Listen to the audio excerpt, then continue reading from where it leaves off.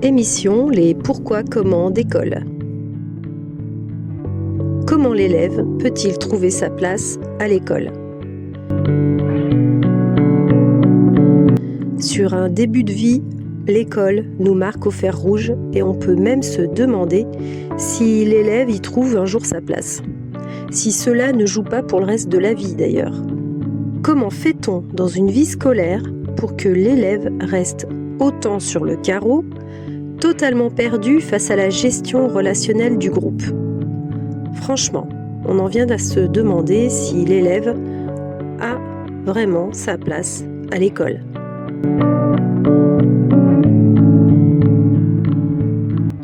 Bonjour à tous, bienvenue sur le podcast Les pourquoi comment d'école. Aujourd'hui, on continue l'exploration du sujet scolaire avec une question qui vaut son pesant d'or. Une question jamais traitée ni abordée pour préparer le jeune à s'intégrer à l'école. Pourquoi l'élève n'arrive-t-il pas à se révéler sur le temps scolaire ? Comment peut-il y prendre sa place ? Dans le dernier épisode, on avait parlé du fait que détester l'école était assez répandu, voire bien ancré, au point d'avoir les expressions comme l'école buissonnière, à l'ancienne on va dire, ou alors sécher les cours. Et ça c'est bien ancré dans le langage commun. Ceci révèle à quel point il est difficile pour un élève de trouver du sens autre que l'apprentissage. Il a tellement le ressenti d'absurdité qu'il ne souhaite qu'une chose, c'est quitter l'endroit. Vous par exemple, comment voyez-vous votre place à l'école aujourd'hui ? Ou hier, si vous l'avez quitté ?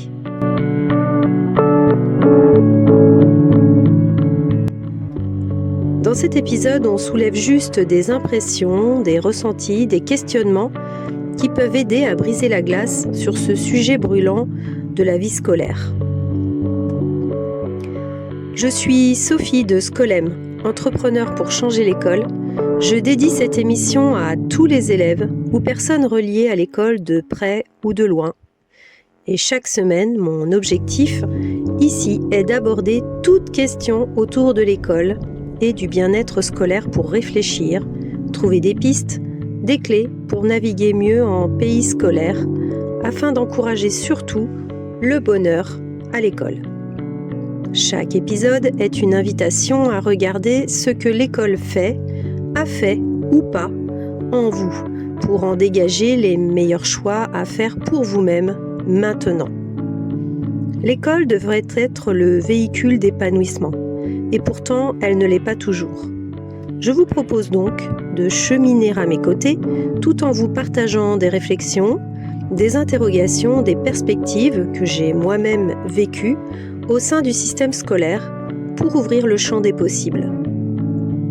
Si cela vous plaît, je vous invite à partager à vos proches qui en ont besoin, de laisser une note joyeuse si le cœur vous en dit et un commentaire si vous souhaitez soutenir le podcast.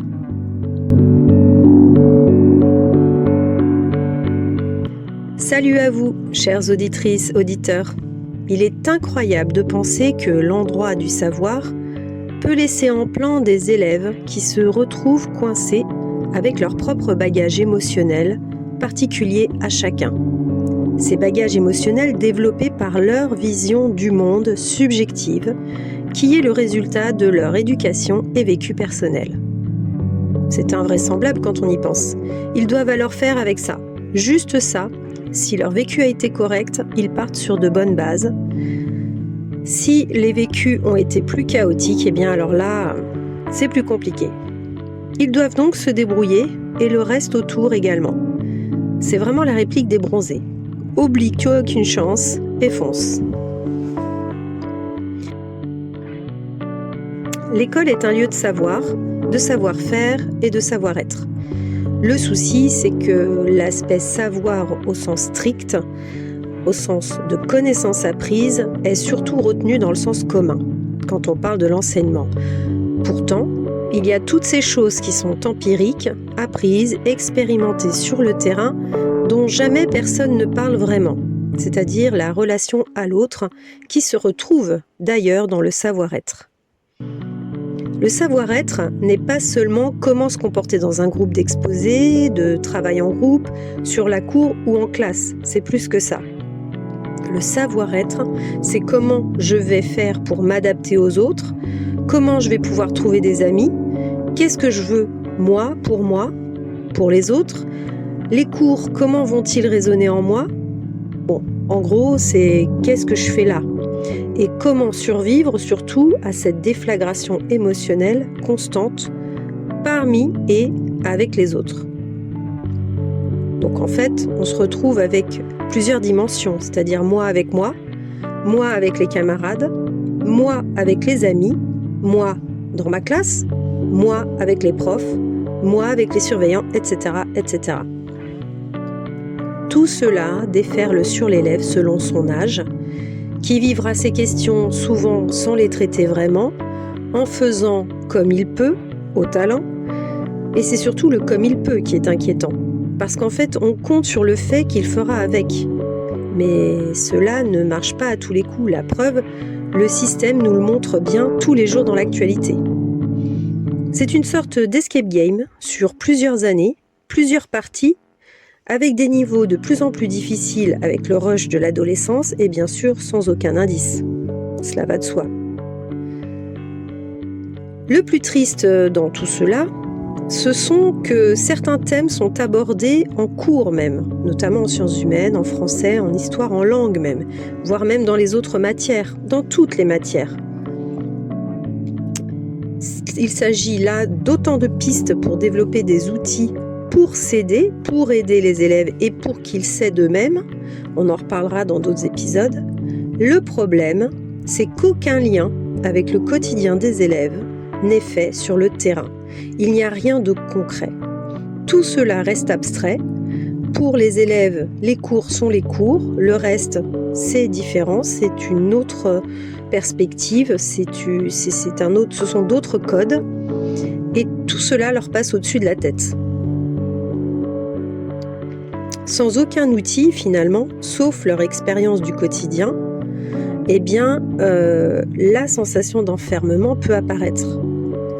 Elle peut ici prendre tout son sens et le titre de Prison Break n'est plus une exagération, c'est même plutôt une image révélatrice de l'ampleur du malaise.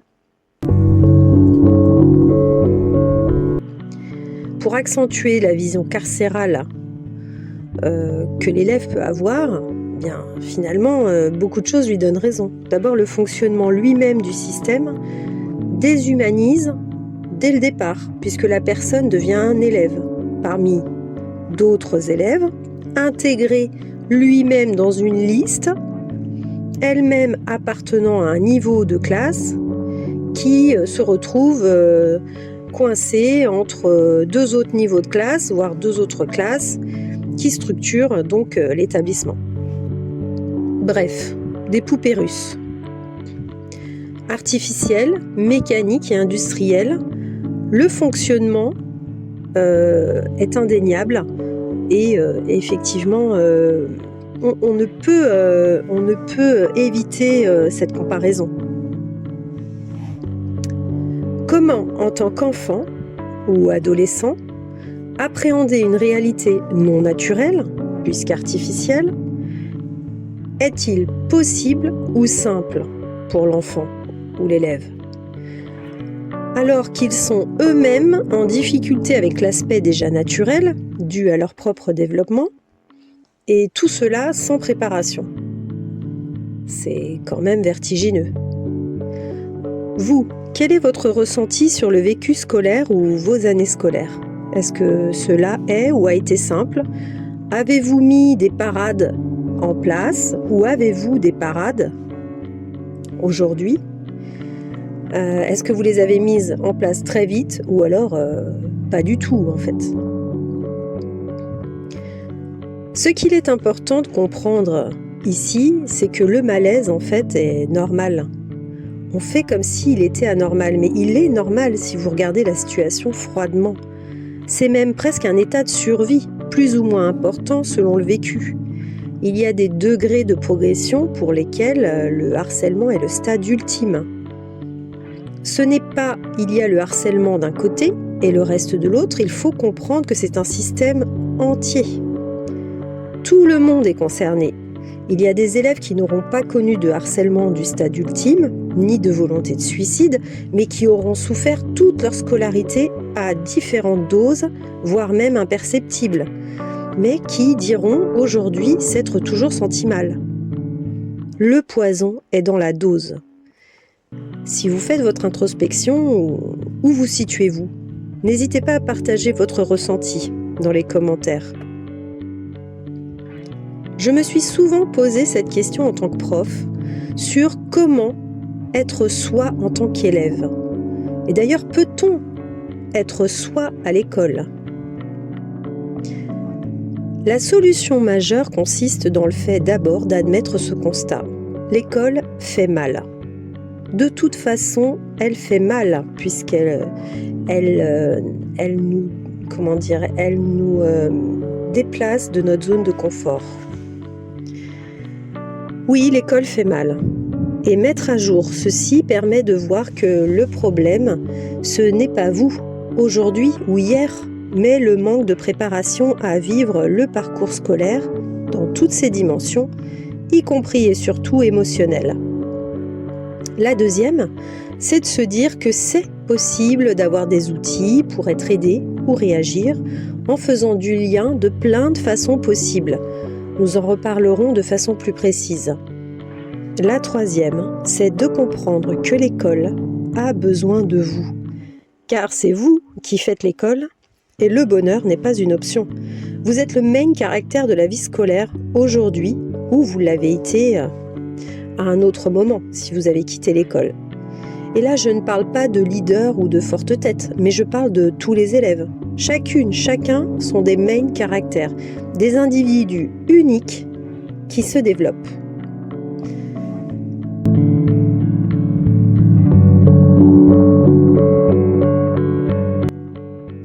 Alors, comment transformer l'expérience scolaire en quelque chose qui relève d'un développement de soi, qui fait grandir de l'intérieur ?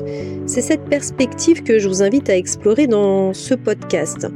Et chaque épisode, justement, est un petit pas de plus. Alors, êtes-vous d'accord ? Es-tu d'accord avec cette histoire de main caractère ? N'hésite pas à partager ton avis en commentaire, que tu sois élève d'aujourd'hui ou d'hier. Et je vous dis à bientôt, la suite au prochain épisode.